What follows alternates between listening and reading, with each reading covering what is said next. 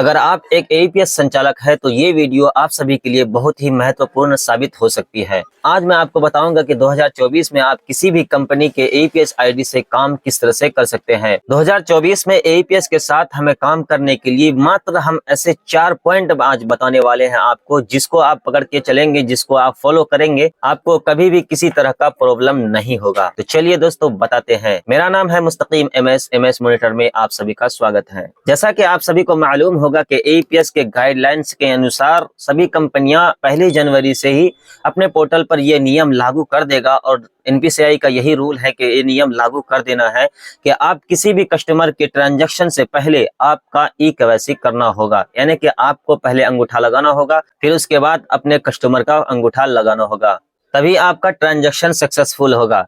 इतने बड़े बड़े नियम लगने के बाद कौन काम कर पाएगा? दोस्तों, काम यहाँ पर वही कर पाएगा जो एक जेन्युइन एईपीएस संचालक है, जो कि फ्रॉड से हमेशा दूर रहते हैं। दोस्तों, जो लोग ऐसे छोटे मोटे गली गली में दुकानें खुले हुए हैं दोस्तों, उनका शटर बंद होने वाला है। तो फ्रेंड्स, अगर आप अपना शॉप को कंटिन्यू रखना चाहते हैं, रन करना चाहते हैं, तो आपको मैं 4 पॉइंट बताने वाला हूँ, इसको आप जरूर फॉलो कीजिए। दोस्तों, सबसे पहले तो आपको कुछ इस प्रकार का एक रजिस्टर मेंटेन करना होगा। चाहे आप एटीएम से विड्रॉ कीजिए, चाहे आप मनी ट्रांसफर कीजिए, चाहे आप एईपीएस का यूज कीजिए, चाहे किसी तरह का भी यूज कीजिए, आपको रजिस्टर में मेंटेन करना होगा।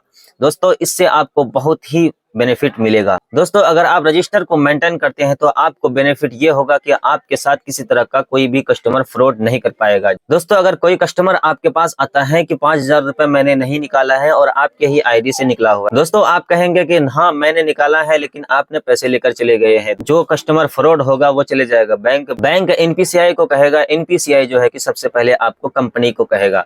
अब दोस्तों, आपको कंपनी कॉल करके आपको सबसे पहले यही पूछेगा कि आप रजिस्टर मेंटेन करते हैं या नहीं करते हैं।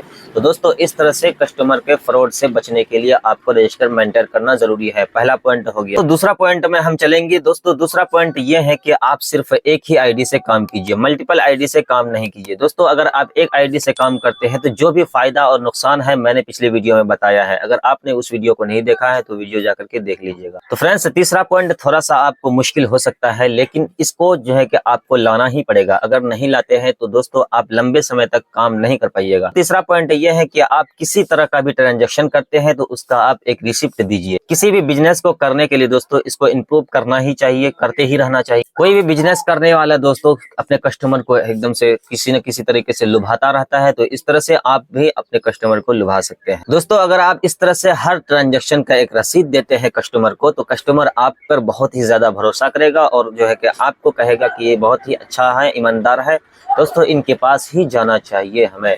तो इससे आपके बिजनेस में ग्रोथ होगा, आप भी फायदा में रहेंगे। तो फ्रेंड्स, अब हम आगे बढ़ते हैं चौथे पॉइंट की तरफ। चौथे पॉइंट में थोड़ा सा आपका खर्चा हो सकता है दोस्तों। अगर आप इस खर्चे को अभी कर लेते हैं तो आपके फ्यूचर में आने वाले खर्चे से बच जाएंगे आप। चौथे पॉइंट में सीसीटीवी कैमरा अपने दुकान पर लगाना चाहिए। अगर आप इस सीसीटीवी कैमरा को लगा लेते हैं तो दोस्तों आपके साथ कभी भी किसी तरह का कस्टमर धोखाधड़ी नहीं कर सकता है। जैसे कि अगर आपने 10,000 रुपए निकाले हैं तो कोई कस्टमर आकर के आपको बोलेगा कि नहीं मुझे 8,000 रुपए आपने दिया है। तो दोस्तों, अगर आपके पास सीसीटीवी कैमरा होगा तो वहां पर सीसीटीवी कैमरा में कैद हो जाएगा।